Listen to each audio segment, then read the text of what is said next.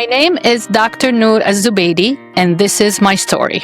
Today, on Discovering Palestinian Intellect, the special edition of Chatting with Slava the Jordanian on the Mindset Mastery Moments. Welcome back. I am your host, STJ. Today we have a very special guest, Dr. Nour Alzubaidi, and I would like, as usual, to give you a little bit of background just to understand where she is coming from. Dr. Nour Alzubaidi is a Palestinian American who has made South Boston her home while pursuing her passion as a dentist. Raised in Jordan, Nour grew up with a deep sense of community and drive to make a positive impact on the world around her, moving to the United States to advance her professional career. So, welcome, Nour. Thank you so much for coming on. I know your life is very busy. Thank you for having me. Take us down the memory lane, so to speak, and walk us through the story behind you coming to the United States. When did it start? What triggered it? Was it always a plan? Like when I was in high school, I always wanted to come to the United States to pursue my education. Or there are a specific, special, unique circumstances that made you decide to come to the United States. So, honestly, it was one of the hardest and most rewarding decisions of my life. I had already finished my dental residency and was working as a periodontist in Jordan, Amman, Jordan. At that time, I had two choices, either to stay in my comfort zone and build a career there or take a risk to grow. And at that time, I chose growth. I chose to leave. And I simply packed my life into 2 suitcases and boarded a flight to the US, chasing not just a dream, but a higher version of myself. With a heart full of dreams and a head full of doubts, because I wasn't sure yet what's the next steps. But then instead of just taking the choice to remain in a familiar environment where I could comfortably build my own dental practice, while that path was certainly stable and secure, I felt it wouldn't offer the kind of challenges and growth I was looking for. So I realized that to truly advance in my field and fulfill at least my professional aspirations, I needed to step out of my comfort zone. And the opportunity to move to the United States presented itself at that time as a chance to invest in my own growth and development. But let me tell you something. Leaving home wasn't easy. I missed everything. But what helped me adapt wasn't just the resilience that we all have as Palestinians. It was the deep-rooted values my parents instilled in me, like faith and hard work. These guided me through the toughest days, and they reminded me who I was and helped me more to create a home here without forgetting where I came from. But as I approached this change with an open mind and willingness to find joy and fun and life in these new experiences, over time I found myself I was able to create a sense of home in the US by just making connections, exploring new places, integrating the values that are important to me. And it's about finding comfort in new routines and forming new relationships and discovering what makes this a special new place. So while it was challenging at first, the journey has been incredibly rewarding. It's a sign to the idea that with the right mindset and values, you can always build a sense of home no matter where you are. There's a saying in Arabic, right? الغربة صعبة والثمن غالي, صح? So, yeah. So immigrating is very hard. It's challenging, like you said, stepping out of your comfort zone. But with the right mindset and mastering an unlimited mindset by eliminating limited beliefs.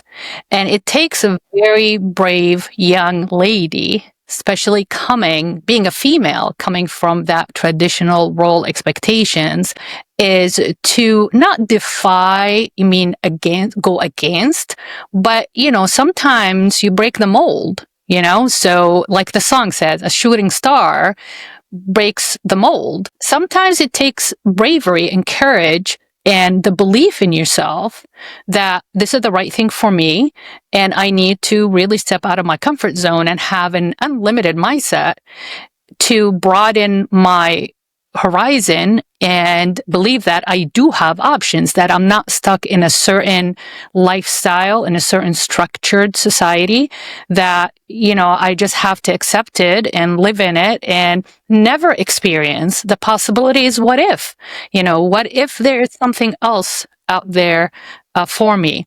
And I believe that it is a very attractive trait of Palestinians. According to the article that was published by the Columbia Press blog, that they are the world's most educated refugees. Now, I had some guests on this show that believed not because the cause of the Nakba 1948, it's even before that, because of the British mandate in Palestine, we had, universities and schools and the influence of Turkey and Europe and the exchange of knowledge, that, we always had that passion about education. So let's go back. You were born in Jordan, graduated high school in Jordan, got into dental school in Jordan, and you are a gum specialist as far as dentistry is concerned. So how long did you practice in Jordan before coming to the United States? So 6 years of practice, and then moving to the US.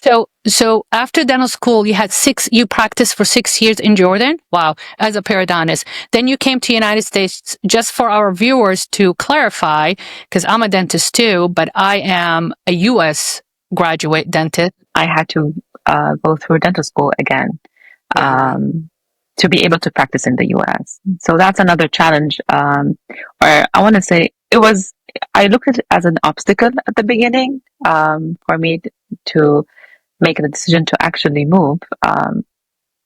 It was, what am I going to do? Am I going to go back to school again? I already did dental school. I already did a residency. So that's going through education, doing another degree, or not just another degree. It's repeating your same degree, but in a different country. That's another challenge that I had to go through. Yes, you did. You did brilliantly. But let me ask you this: so, is dental school in Jordan? Is it English or Arabic? How you guys are taught? In English. So in even in elementary schools and high schools, English was the second language. So the curriculum in all, I would say, even in public and private schools in Jordan, you start learning English from first grade. And so dental school was all English. Okay.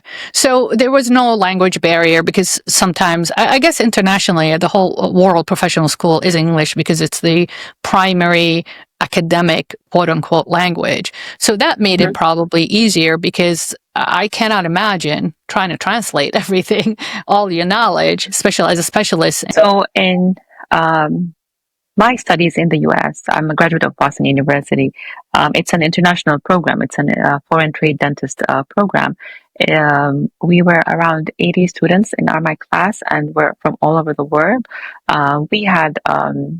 I had classmates who had their first degree in dentistry in a different language, and that was very challenging for them, more than for me, for example, because I learned it in English, so I didn't have to translate, or it's even harder to translate scientific terms than just the speaking language. So they had a hard time going back and forth between their language and how the terms used in their language and the English terms. But in Jordan, you don't have that problem. Because it's all in English. That's what you're saying. Okay. Well, that's smart. I mean, that is useful, because that gives you, as the Jordan graduates, the opportunity to say, okay, if I want to go to the United States, that's one less challenge I have to worry about, which is the language barrier. Because when you translate science, you have to be very, very good with that tongue language to be able to translate and also relate that message or relate that fact. Now, we always say that leaving our old world into the new world, you leave your support system, right? You leave that tribal connection. Some of us come to the United States. I came to the United States. I had no family, no friends, only me and my brother to Case Western undergrad. That's how my journey started. And then my other brother joined. And then, I met my husband undergrad, then I got married. So it just, my tribal support grew from undergrad on. Was it challenging for you to leave everybody behind? Did you have any family or relative here that helped you to go through that transition phase and get, settled in the United States? I like to consider myself one of the lucky ones. I had my siblings in the US. So I come from a big family. I have 4 siblings, and the 4 of them were already in the US, also seeking higher education. So it was an easier transition for me because when I came to the US, I had my sister and her family waiting for me in the airport, and I had the chance to stay with them for a little bit until I figured out my plans and all that. So I didn't go through the struggle of, oh, I'm coming into nowhere with nobody or no one to ask questions or guide you through this. And I am still lucky to have them around, and I have also my parents around, so they are constant my 911 guy on my phone. So yeah, always stand by. That must be I nice. will always. They better be. Yeah. So how long your family were here for? How many years before you came to the United States? So United States wasn't a foreign country for us because my parents, want to say almost 50 years ago, they came to the US and they followed their dreams, and they did their higher education in the US, specifically in Boston, so where I live now, ironically. And then we had strong family ties here. All my cousins, they used to live in the US, so in our breaks and school breaks, we used to travel to the US and get to see them. And then my sisters, my elder sister, she's been here for the past 20 years. So, followed by my other sisters and my brother, and then me. So it was an easy transition for me. I'm sure if you talk to my elder sister, it was a little bit difficult for her because she was the first one to come. So I would I don't think I had an issue with the fact of coming. I had bigger doubts of my future, of what I'm going to be able to do in regards of my career, about my personal life. So I had different things to be worried about. Oh, our research shows that immigrants, they from anywhere in the world, they show tendency of being very extroverted. You have to be outgoing in order for you to displacing yourself by design or displacing yourself by default. I have some guests that they were displaced by default, coming in from Palestine into Kuwait, from Palestine into Saudi, because there was no opportunity, there are no resources too. But I displaced myself by design because I wanted a better education. And as being a resident of Saudi Arabia, I did not have the citizen rights to go to professional school. You have to be a Saudi. So my option, either Jordan, United States. I'm like you. I'm very more familiar with the United States. Coming to the United States wasn't very challenging to simulate, to adapt and find my place in the United States because I love the United States culture. I experienced it. I traveled in the United States from age 7 to age 17 for about a decade, constantly coming to the United States, spending the whole summer here. Even our household in Saudi, it was traditional Jordanian, but the way that the kids communicate with each other, our style of communication was very American. Our movies were American. We liked American food and all that. So it made it much, much easier when you are exposed to that culture. That's true. Yeah. So Like I now, didn't have to worry about getting the life driving license because I already had it through my previous visits. I didn't worry like how's the weather, what's the state famous for, or like I even drove between the states before actually moving to the US. So that actually really helped from instead of just coming because you have to, or you are as you mentioned, you're coming because you had no other choice. displacement, again, according to our research, is very traumatic to your mental health, to your well-being, and it's very, very stressful. So if you're displacing yourself by default, you have no other choice. You need to get out. It's different than when you are displacing yourself by design. You're designing it, you preemptively, planning for it. Okay, I calculated everything strategically. It's better for me to leave to seek higher education. Now, you mentioned your parents, they got their education here in the United States. And are they academics? Are they professionals? What? So both of my parents are both professors in science. My dad is in nuclear physics and my mom has her PhD in chemistry. So we're a science-based kind of family. Uh, so that's why I think most of I'm not say most, all of us, my siblings and I, are into science and medical field. Both of them has PhDs from the United States. So when my mom and dad got married, my dad was in his PhD program, and my mom just graduated from her college. So when they moved to the U.S., my mom started her master's degree, and my dad finished up his PhD. My mom did her PhD later in her life. Now, did they teach? Did they go into research? What was their career like? Well, both of my parents were science professors at the university. So by default, you become a researcher when you become a teacher at the university. So at the beginning, when we were kids, my mom was a teacher at our schools. She only taught me one semester, and then we changed the system. My dad stepped out of academia and became more of an administration. His last job was the president of the university, and my mom continued to become like a professor at the college until she retired. That's amazing. And it doesn't really matter where you come from as a Palestinian or what your background is. It's almost like we have exactly the same story. Our passion towards higher education, it's beautiful. It's overwhelming. It's impressive too. And because of that, I always ask you guys, where does our passion for education comes from? What drives us? What fuels the drive? That fuels that engines? Like, I got to do more. I have to do more. Do you think it's circumstantial, meaning that because of Nakba 1948 happened?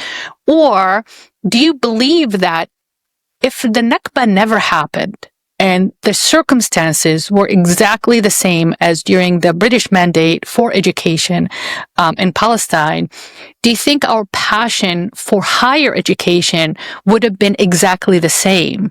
Or do you think the Nakba had a lot to do with it, pushing people into, I need more resources, I need to get my freedom through knowledge and education, because we believe that knowing is growing. And the more you know, the more you grow. And we do have that pressure from the traditional tribal connection that if we get a higher education, we are going to be able to help our community and give back for our family and support our families that are already there. They cannot displace themselves, unfortunately. They cannot leave, or they don't have the means to leave. So what is your views about that? Do you think the passion has always been there, or do you think the Nakba actually put a lot of drive into it? So I think and I believe, based on stories told by our grandparents, I think it was before the Nakba But I think because of the Nakba, when many Palestinians were expelled from Palestine, and when they lost everything they had, and then they realized that's the only thing that they cannot be taken away from them is the education, and then that's how they're going to build a good life for them. Education became more important. It it basically broke the limitations that they were faced, and that's why you see a lot in the Palestinian community that there's highly educated and highly accomplished, regardless of their circumstances. Um, and when you become a refugee, you start to look for things that can help you to succeed and get a better life for yourself and your family. So education was the way out. But as I said, and as you mentioned, I don't think that it's but just because of the Nakba, maybe the Nakba accelerated it. Because historically, Palestinians have played a crucial role in many sectors. They always have placed a high value in education, and they continue to do so today, despite the challenges, despite the obstacles. There's many Palestinian and even Palestinian women who make remarkable strides in various fields, demonstrating both the resilience and the commitment to advancing education. And this only emphasizes that education is not just the individual achievement, but it's also about persevering and nurturing the cultural and the intellectual heritage in the face of the adversity that we have, and stand as a treatment and testament to the strength and the determination of the Palestinians to build a better future, regardless of the circumstances that they grew up in. Everybody I talked to and everybody that I interacted with, everybody that I encountered here, especially in the United States. I traveled Europe all my life, but I never really met Palestinians in Europe, mostly here. It's the same story. You know, my grandparents implanted education, knowledge. My parents, education, knowledge. My dad used to say, your education is your invitation to the party. When you're higher educated, people are then interested in what you have to say. They want to hear your opinion. They want to hear your position in life. They want to hear your story. They want to learn from your challenges. So education, for the majority of us, is the way out. Like you said, it's the ticket to give us the key to open many, many doors. And hopefully these doors will allow us to impact other people and to let them know that we cannot be in the echo chamber of that stereotype. We're more than tent living refugees. Everybody knows about, like, you're refugees, you're poor, you had, circumstances, you need help with this, you need help with that. That's not what, from even the guests that I had on so far, that's not what we are doing this for. We are doing this for because we want the world to see us beyond that refugee stereotype. We are more than that. Yeah, we struggled and our people are struggling and still suffering in circumstances under toxic stress. But at the same time, look what we have done. We move forward, we survive, and we thrive, which is fascinating characteristic. How is it even possible when you have a population that thinks exactly the same and they're driven exactly in the same way? And that phenomena, one of the reasons that I created Discovering Palestinian Intellect. In my family alone, I have 4 PhDs and 2 or 3 masters, and then I'm a DDS. So, and we talk about it as if like, oh yeah, it's not a big deal. I just have, yeah. Yeah, right. It's not hard. It's easy. Go get it. You can do it. Anybody can do it. And that's what my parents always said. Anybody can do it. If you put your mind into it, mastering that mindset, you'll be able to do it. But it was implanted in us that, you have food is as important as education. Education as important as your food. Education is food to your brain, and you need, food is for your physical health. So it is fascinating how driven we are, and I hope the world see us in different light. And that's the whole purpose behind these episodes, which is absolutely beautiful. Let me just say this. My dad, and he always say, take your education with you like a passport. It will guide you even when the language is foreign. So I find it very symbolic because passport and Palestinians, they the whole it's very symbolic to me the way he say it, and I think it's true. Like, have a good degree and you'll be set free. That's what they always say too.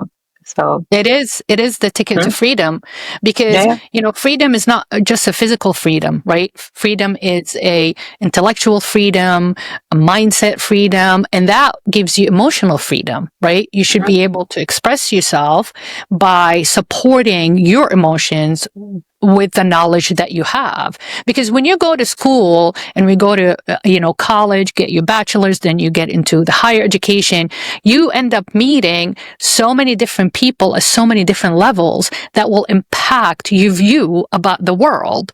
And we impact our view about the world, then we can go back and tell to the world that, hey, look, we can do as much as you can do because we are pretty much the same. Unfortunately, our circumstances are not the same, but despite that, we rise above it, we go beyond it, and we get the education in order for us to be in the spotlight and say, hey, we're shining. Come to us. If you want to learn, we can teach you as much as we can to know about our people and to know that, again, we are more than 10 living refugees. We are Palestinian intellects. So now you're in Jordan. 6 years of practice. You decided to come to the United States, right? And then you meet the love of your life in the States. Right? Okay. So everything happens. The reason that I'm mentioning it, because I don't want the viewers to think that we get married through arranged marriages. We get to meet our partners in life, and now you are settled. So was that part of the plan? Sure. I actually married my husband the same year that I started school, but I already had applied. So all the application and the preparing was before meeting my husband. So it worked out for us to be in the same state at the end. But I didn't meet him in Jordan. Funny enough, we live less than 1 mile apart back home. I've never met him in our neighborhood. I met him here in the U.S. Interesting path, seriously. So you guys met in Boston, and you find out that he was just he grew up a mile away from where you grew up.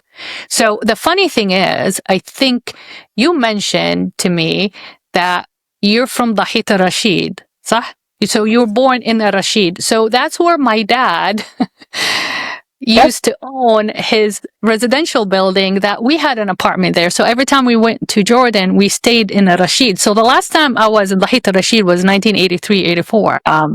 So I live in that neighborhood as well as my in-laws, because it's the area next to the University of Jordan. So that all construction was basically made for the doctors and the professors and whoever teaches at this university to live nearby. So it's basically Hayy Dakatra, that's what they call it. It's the neighborhood for the doctors.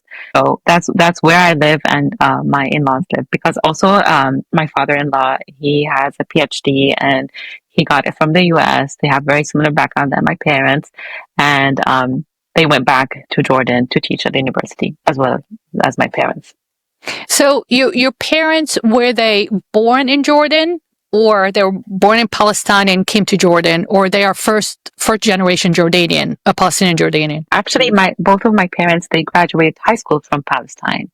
My mom was one of the top graduates in her high school, Tawjihi, and then when they finished high school, they went to University of Jordan for their first degree. So that's why they moved to Jordan. They also moved for education, leaving their family behind, seeking education. So I think it runs in the family. Yeah. So both of your parents are Palestinian, right? And both of parents. They're born in Palestine and they grew up in Palestine, but they moved to Jordan for education. Wow. Yeah. See that? Mhm. So it's almost, it's the same path, right? And it's the It's same the same. pattern. It's the It's same the same cycle. drive. Yeah. Mhm. And it's a small world, like I am.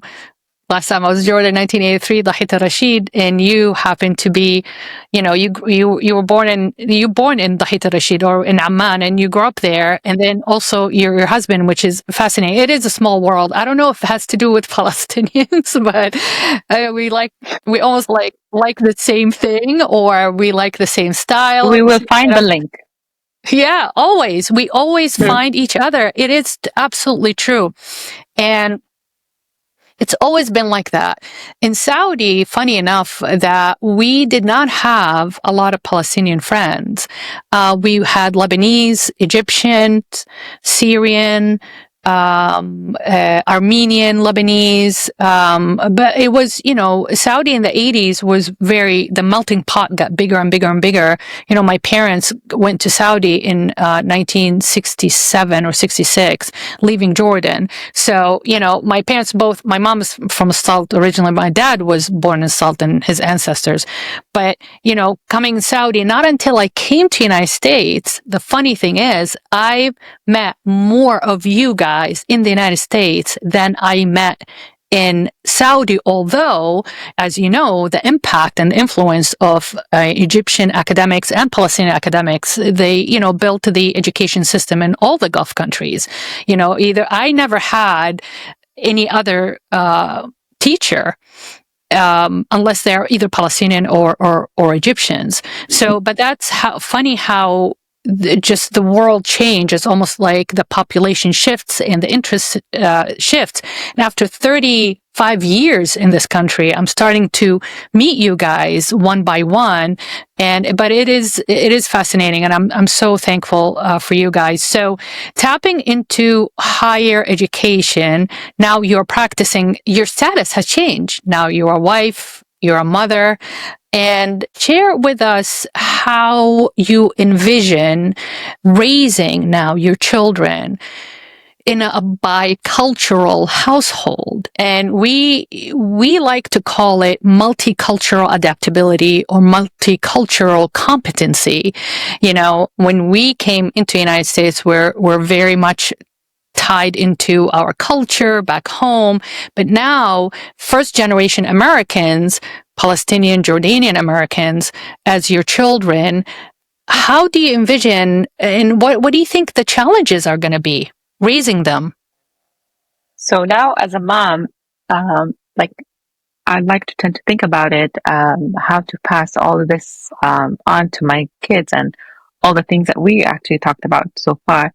And I want them to I want to raise my kids the way I was raised, with faith, with culture, with language, with pride in your roots, but also, with the openness and the curiosity that this society encourages. It's not about choosing the Palestinian, Jordanian part or just the American or one way or another. It's about taking the best of the both worlds. And I want them to love where they live, but never forget where they came from.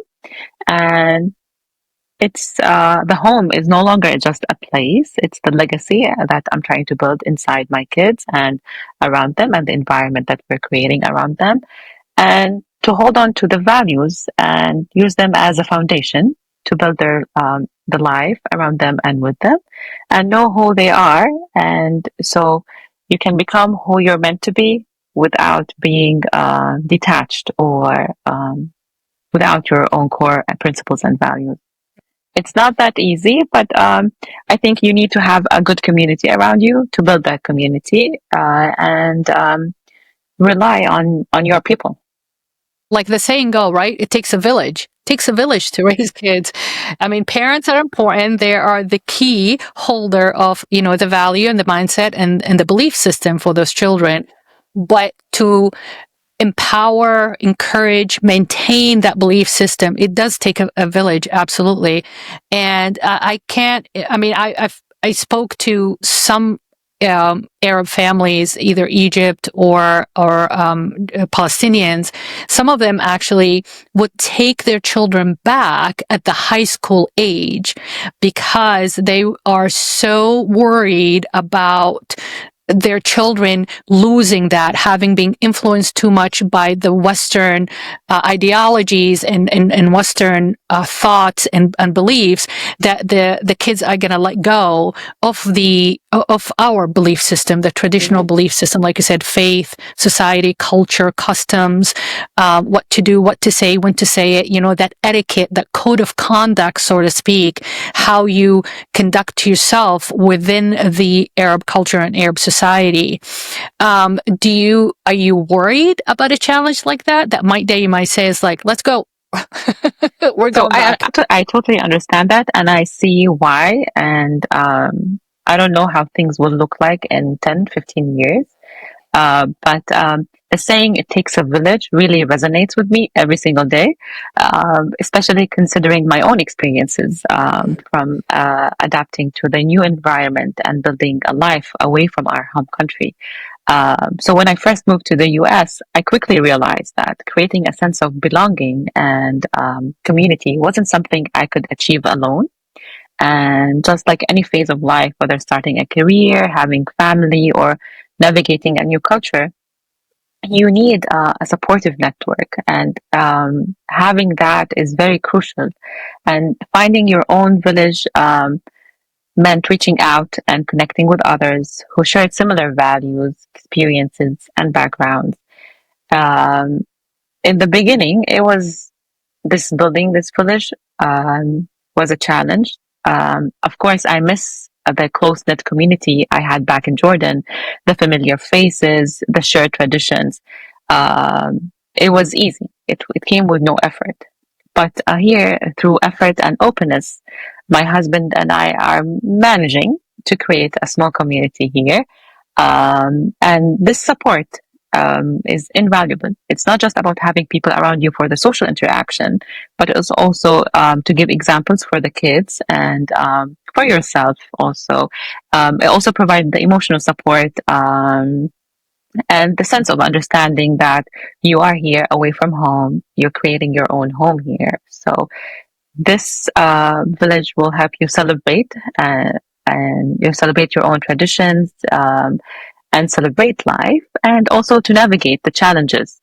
It's not that easy to build a new home away from home, but this experience is it has reinforced the idea that no one can thrive in isolation, and you need the people around you.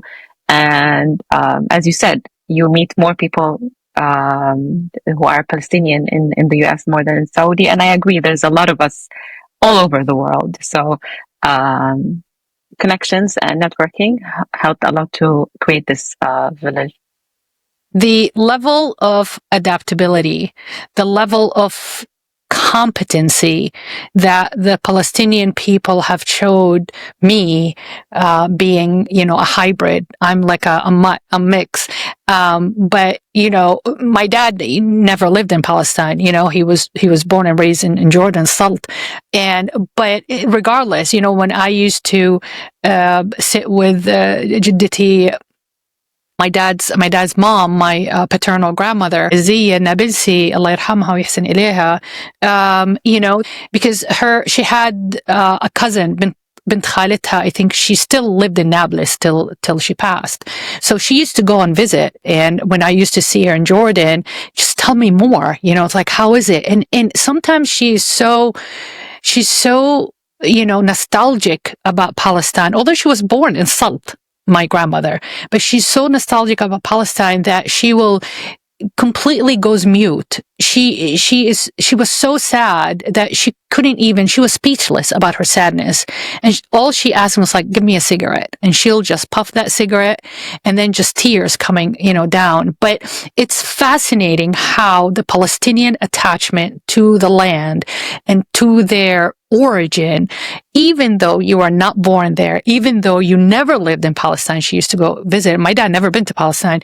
But the moment I would ask my paternal grandmother about it, the sadness, actually, she was muted she was silenced by that sadness, and just tears coming down her cheek. And I used to console her and stuff. And I said, I'm so sorry. I don't mean to, make you so sad or upset, but I just want to know, because my dad had no idea.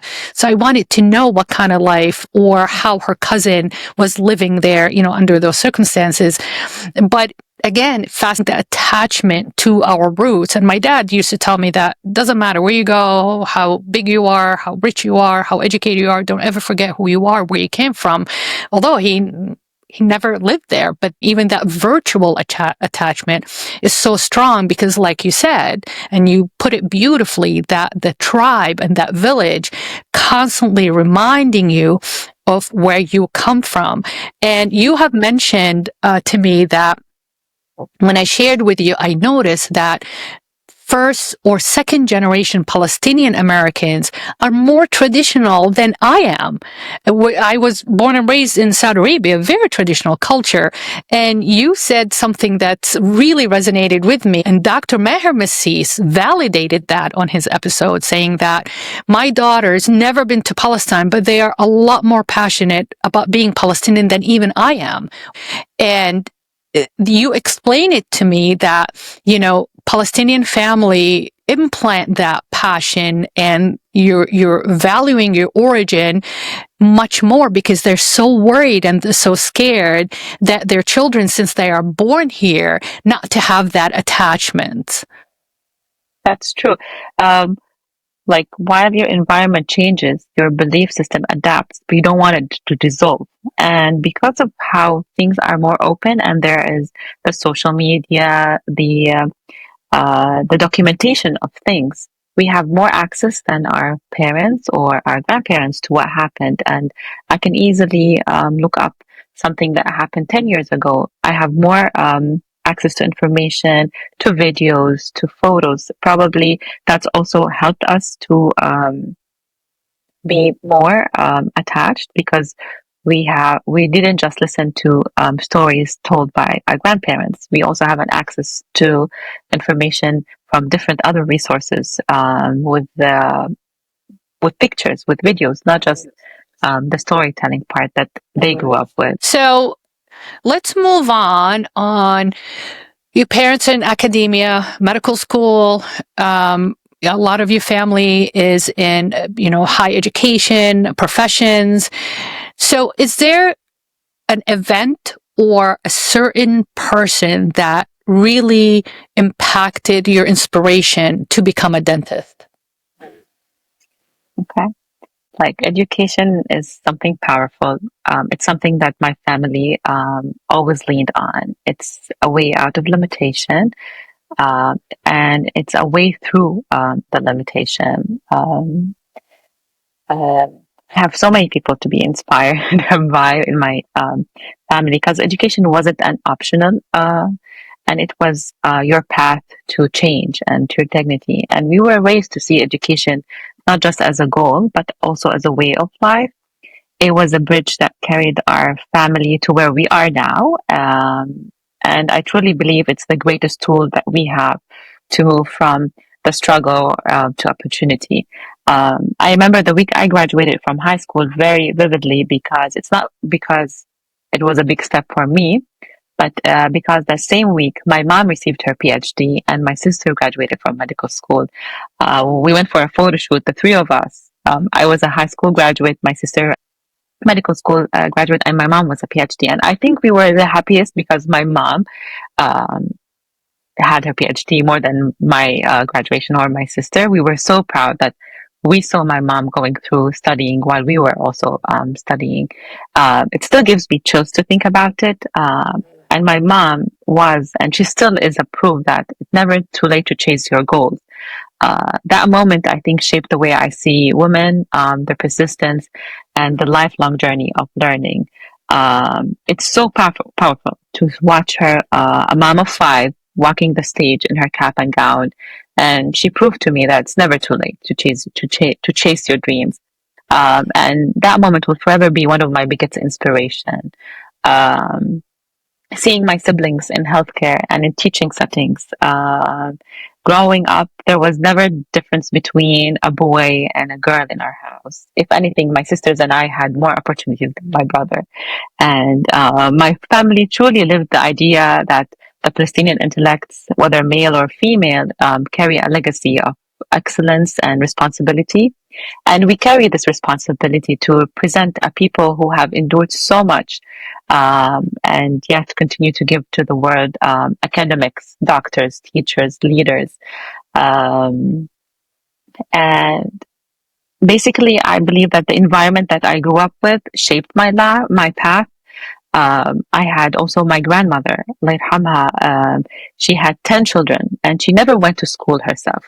But while her youngest son was learning to read and write, she quietly sat beside him and taught herself. She learned how to read and write by herself, and that image that stayed with me, like a woman determined to learn no matter the circumstances. Um, it's one of the reasons that I was okay to go through many degrees to be able to practice here in the US. It's a powerful example of lifelong learning. It broke all age and gender barriers. Um, also, like looking at my sisters and my family, they inspire me to be always a better version of myself every day. Watching them pursuing their higher education, build beautiful families, achieve so much on both personal and professional levels. They set a really high standard that constantly motivates me. Their dedication and their resilience and balance between the career success and the family life remind me of the values that we were raised with. And this pushed me more to keep growing, striving, and giving my best. But if I want to say the most inspirational or like I said, I have several people in my mind. My parents, they fueled the love of science and learning. And dentistry, for example, called to me because it was very personal. Dentistry, as you know, combines science, art, and service. And I felt that that was my true calling. You just don't heal teeth and restore confidence. You also restore dignity, you restore health. It's very powerful. It also allowed me to connect with the patients on a human level. I'm sure you can relate to that too. Um, it's a career that lets you build your relationships, maybe add more people to your own village, and then you can create and trust and make people smile, literally and metaphorically. And the pursuit of higher education in this field gave me the tools to take that calling even further. And as all these experiences that I just mentioned in my life and upbringings truly humbled me and helped me accept the fact that I have to go and redo my dental education, go through studying, exams, and all the repetition.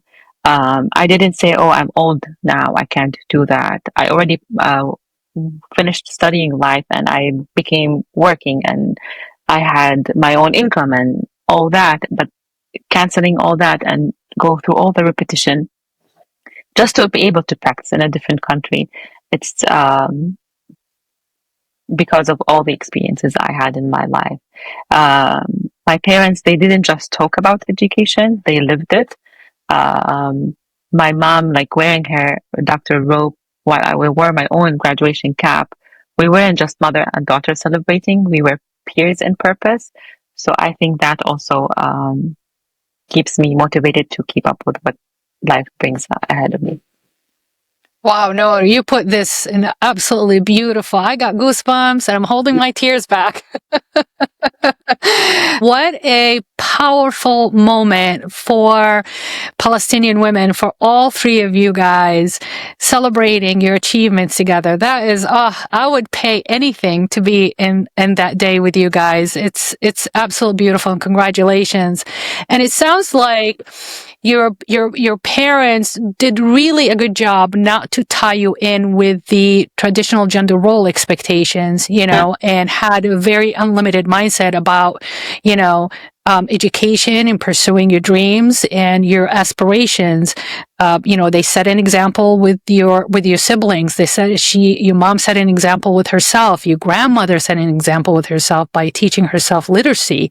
So that is absolutely beautiful. And also, it proves that the traditional tribal connection can be very beneficial to our growth. I hate to say it, but some of the Western views about our tribal traditional connection is, it's going to limit you. You're not going to thrive. You're not going to grow. But you are a live example that you use that traditional tribal connection to uplift you, to validate you, to empower you, to continue your passion, especially after 6 years. Like you said, you were independent, career, Palestinian woman in Jordan. You were a periodontist in Jordan for 6 years. You had your own income, you had your own independency. But you, like you said, dismantle this life and move on and start all over again. But I feel that the reason why you came to here, United States, so you can meet your life partner and have this beautiful family. I don't think it has anything to do with dentistry. Dentistry might have been the vehicle, but I think it was destiny. And here we are, right? We are on this Mindset Mastery Moment platform talking about it and showing the world that, you absolutely can do it. But it is absolutely beautiful story. So we're getting close to the end of our hours. My last question to you is, if you are talking to a young Palestinian in Jordan that wants to or thinking about leaving home, displacing herself for education or for any other circumstance, what would you tell her? What would be your most important advice or the lesson that she can use in order to, have a smooth transition or a process assimilation in the new culture? Okay. My advice would be, first, I'd say believe in yourself. And second, don't be afraid to leave, but don't leave everything behind. Do it, take the leap, but don't take it alone. I was never truly alone. My sisters and my parents, my entire family were always a phone call away. Their support was the compass that helped me navigate each phase. And before marriage, as a student, as an ambitious woman, and after marriage, as a wife, building a new life with my partner. Now, as a mother of two, raising my children with love, faith, and like with culture. You'll grow and you'll face challenges. You will change, of course, you will. But life in the US brings new perspectives and new ways of thinking. But that doesn't mean that you lose yourself. You evolve, you take the best of the both worlds, and you lean on your people. I always had my sisters and my family cheering me on. They gave advices. They reminded me of who I was when I had doubts. That support system is everything. And now, as a mom, I'm thinking about how to pass all this on. I want to raise my kids the way I was raised, and but also, again, to take the best of the both worlds. Um, like as a woman, I've worn many hats: student, doctor, immigrants, mother, a wife. Each one has taught me more about who I am. But hold on to your values and use them as your foundation. Build your life around them. Know who you are, so you can become who you're meant to be. That is beautiful. Beautiful. So in other episode, we talked about the struggle of adaptability. You tapped into transfer power, transferring that power to your children. Now you have seen both worlds, world of Jordan and as a Palestinian Jordanian, and then of the world as an American. Now you can design some kind of a model, like you said, take the best of it and drop the worst of it.